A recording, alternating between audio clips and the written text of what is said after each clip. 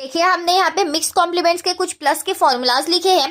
तो +6 के लिए +1 -5 +10, +7 के लिए +2 -5 +10, +8 के लिए +3 -5 +10, देन +9 के लिए +4 -5 +10।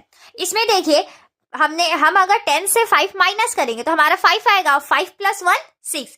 ऐसे ही यहाँ पर 5 + 2 7, 5 + 3 8, 5 + 4 9।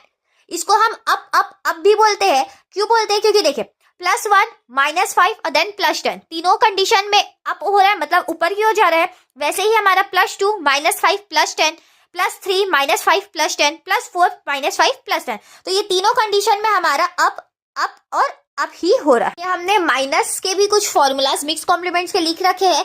यहाँ पर हमने -6 किया है, इसके लिए -10 +5 -1, -7 के लिए -10 +5 -2, -8 के लिए -10 +5 -3, -9 के लिए -10 +5 -4। यहाँ पे देखिए -10 +5 -5 आएगा, और माइनस और माइनस प्लस होता है तो -5 और -1 6। वैसे ही यहाँ पे -5 और -2 7, -5 -3 8, -5 -4 9, माइनस माइनस प्लस होता है। अब देखिए जैसे कि हमने प्लस वाले को अप कहते हैं, वैसे ही हम यहाँ पे माइनस वाले को डाउन डाउन डाउन कहते हैं। क्यों कहते हैं? क्योंकि देखिए -6 करने के लिए भी -10 करने के लिए हमें डाउन करना पड़ता है, और +5 के लिए भी डाउन, और -1 के लिए भी डाउन। उसी तरीके से इन सारी चीजों का भी करते हैं।